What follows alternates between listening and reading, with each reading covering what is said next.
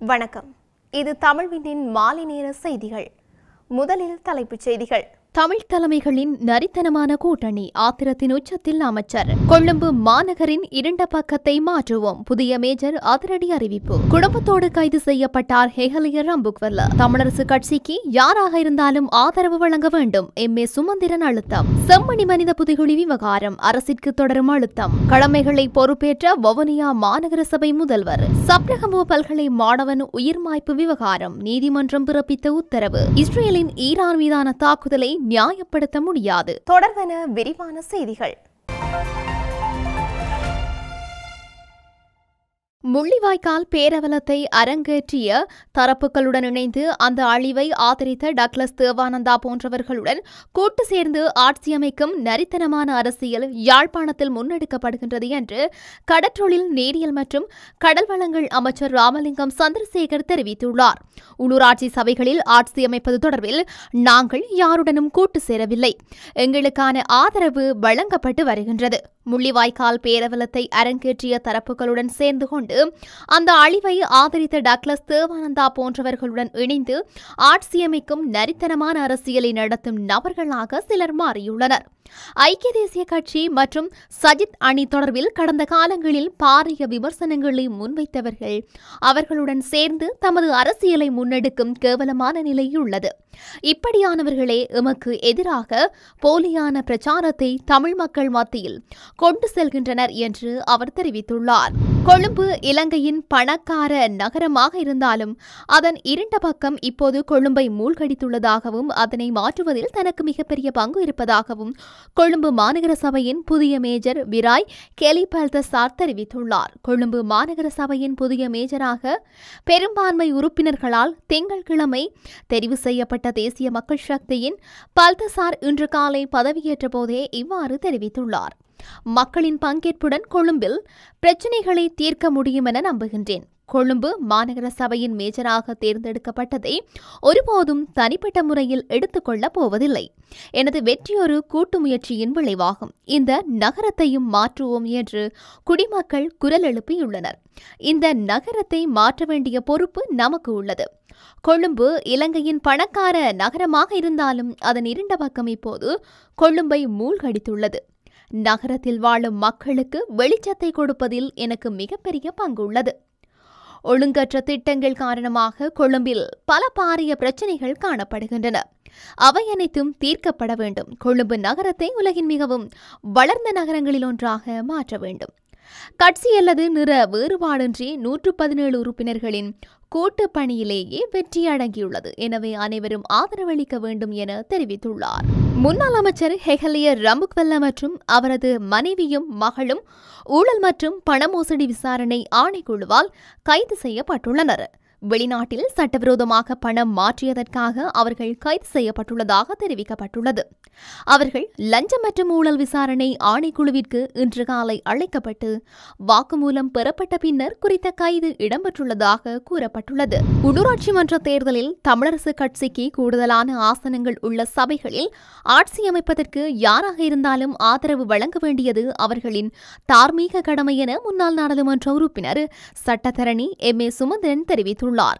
நடந்து முடிந்த உள்ளூராட்சி மன்ற தேர்தலில் இலங்கை தமிழரசு கட்சிக்கு எந்த சபைகளில் அதிகூடிய ஆசனங்கள் பெற்றுக்கொள்ளப்பட்டதோ அந்த சபைகளில் நாங்கள் ஆட்சி அமைப்பதற்கு ஏனைய கட்சிகள் எங்களுக்கு ஆதரவு வழங்க வேண்டும் என நாங்கள் கூறியிருந்தோம். இதனை ஒரு கோட்பாடாக நாங்கள் கூறியிருந்தோம். இத்தேர்தலில் மட்டுமில்லை, இதற்கு முன் இடம்பெற்ற உள்ளூராட்சி மன்ற தேர்தலிலும் கூறியிருந்தோம். பல கட்சிகள் இந்த கோட்பாட்டை ஏற்றுக்கொண்டனர். எந்த கட்சிக்கு அதிக ஆசனங்கள் உள்ளதோ அந்த கட்சி ஆட்சியமைக்க ஏனைய கட்சிகள் ஆதரவு வழங்க வேண்டும் என்ற கோட்பாட்டை அவர் ஏற்றுக்கொண்டார். அவ்வாறு பார்க்கின்ற போது வடக்கு கிழக்கில் இலங்கை தமிழரசு கட்சிக்கு 35 சபைகளில் அதிகூடிய ஆசனங்கள் இருக்கின்றன. அந்த சபைகளில் நாங்கள் ஆட்சி அமைக்க வேண்டும். அந்த கோட்பாட்டிற்கு இணங்கிய ஜனநாயக தமிழ் தேசிய கூட்டமைப்பும் தமிழ் தேசிய மக்கள் முன்னணியின் அந்த இணக்கப்பாட்டின் அடிப்படையிலேயே செயல்பட்டிருக்க வேண்டும்.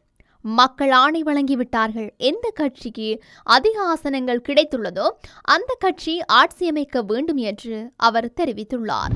செம்மணி புதைகுழி விடயத்தில் நீதி நிலைநாட்டப்படுவதுடன் எந்த ஒரு காரணத்தை முன்னிறுத்தியும் புதைகுழி அகழ்வுகள் இடைநிறுத்தப்படக்கூடாது என்று யாழ்ப்பாண பல்கலைக்கழக ஆசிரியர் சங்கம் தெரிவித்துள்ளது. இந்த விடயம் தொடர்பில் ஆசிரியர் சங்கம் வெளியிட்டுள்ள ஊடக அறிக்கையில் இவ்வாறு கூறப்பட்டுள்ளது. இலங்கையில் இன முரண்பாடு தோன்றிய பின்னர் சிறுபான்மையின மக்கள் பல வழிகளிலும் பாதிப்புகளை எதிர்கொண்டனர். அவ்வப்போது திட்டமிட்டு அரங்கேற்றப்பட்ட இனக்கலவரங்களால் சிறுபான்மை இனத்தவர்கள் குறிப்பாக தமிழர்கள் ஆயிரக்கணக்கில் அநியாயமாக கொல்லப்பட்டதுடன் பெறுமதிமிக்க சொத்துக்களும் சூறையாடப்பட்டன.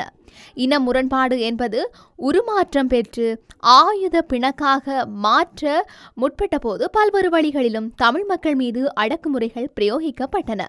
படுகொலைகள், சந்தேகத்தின் பெயரிலான கைதிகள், காலவரையறையற்ற தடுப்புகள், விசாரணையற்று அல்லது விசாரணை முடிவுறுத்தப்படாது திட்டமிட்டு இழுத்தடிப்பு செய்யப்பட்ட சிறைவாசம், காணாமலாக்கப்படுதல் என்றவாறாக அடக்குமுறைகளின் வடிவங்கள் நீண்ட பட்டியலை கொண்டன.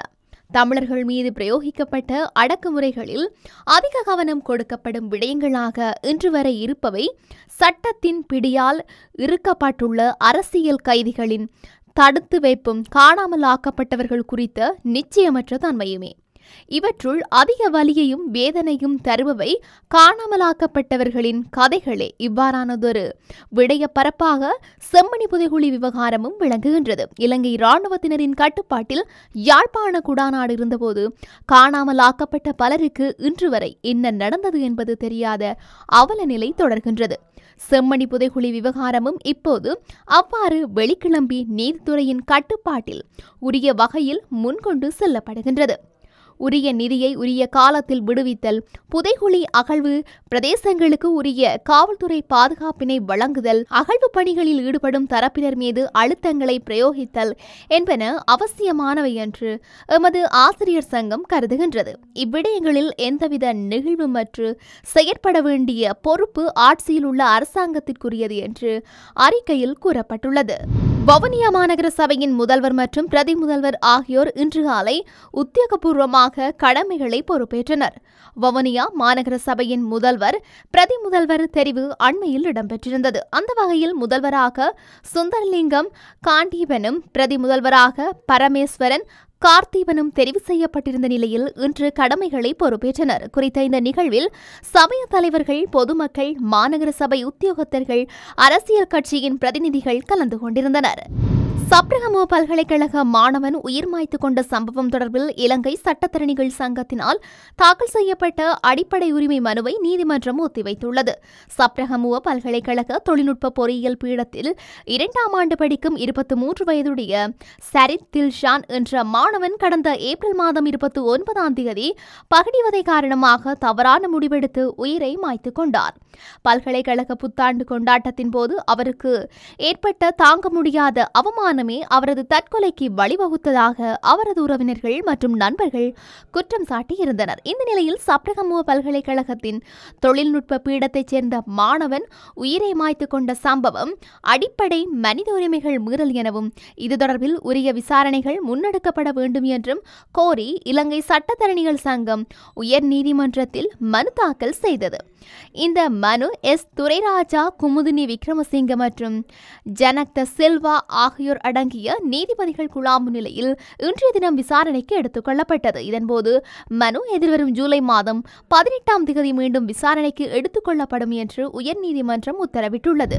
இஸ்ரேலினால் ஈரான் மீது நடத்தப்பட்ட தாக்குதல்களை நியாயப்படுத்த முடியாது என்று முன்னாள் ஜனாதிபதி ரணில் விக்ரமசிங்க தெரிவித்துள்ளார். ரணில் தற்போது ரஷ்யாவிற்கு விஜயம் செய்துள்ளார். ஈரானின் மீது இஸ்ரேல் நடத்திய தாக்குதலை சுய பாதுகாப்பு நடவடிக்கையாக நியாயப்படுத்தும் G7 நாடுகளின் அறிக்கையை அவர் கடுமையாக விமர்சித்துள்ளார். ரஷ்யாவின் செயின்ட் பீட்டர்ஸ்பெர்க் நகரத்தில் நடைபெற்ற பால்டே கலந்துரையாடல் குழு சுற்றுவட்ட கலந்துரையாடலில் உரையாற்றிய போது ரணில் விக்ரமசிங்கே இதனை தெரிவித்துள்ளார். அமெரிக்கா மற்றும் ஈரான் பேச்சுவார்த்தை நடத்தி வரும் நிலையில் இந்த தாக்குதல் நடத்தப்பட்டதாகவும் இதனை சுய பாதுகாப்பு என G7 கூறுவது ஏற்க முடியாது என்றும் கூறியுள்ளார். 2ஆம் உலக போருக்கு பின் உருவான உலக ஒழுங்கு இன்று சிதைந்து வருகின்றது என்று தெரிவித்துள்ளார். புதிய சக்தி மையங்கள் ஆசியா, ஆப்பிரிக்கா, யுரேசியா மற்றும் லத்தீன் அமெரிக்காவில் உருவாக்கிக் கொண்டிருப்பதாக இருப்பதாக தெரிவித்துள்ளார். இதற்கு பிறகு IMF போன்ற பன்னாட்டு அமைப்புகள், இராணுவ சக்திகள், அரசியல் அங்கீகாரம் இல்லாத அமைப்புகள் போன்றவை புதிய அதிகார அமைப்புகளாக உருவெடுத்துள்ளதாகவும் அவர் சுட்டிக்காட்டியுள்ளார். நாடுகளுக்கிடையிலான சிக்கல்களில் சர்வதேச சமநிலையை நிலைநாட்ட வேண்டிய பொறுப்புடன் உலக சக்திகள் நடக்க வேண்டுமென முன்னாள் ஜனாதிபதி ரணில் விக்ரமசிங்க வலியுறுத்தியுள்ளார். இத்துடன் தமிழ்விண்ணின் மாலை நேர செய்திகள் நிறைவு பெற்றன. உடனுக்குடன் செய்திகளை அறிந்து கொள்ள தமிழ்வின் என்ற எமது YouTube பக்கத்தினூடாக இணைந்திருங்கள். வணக்கம்.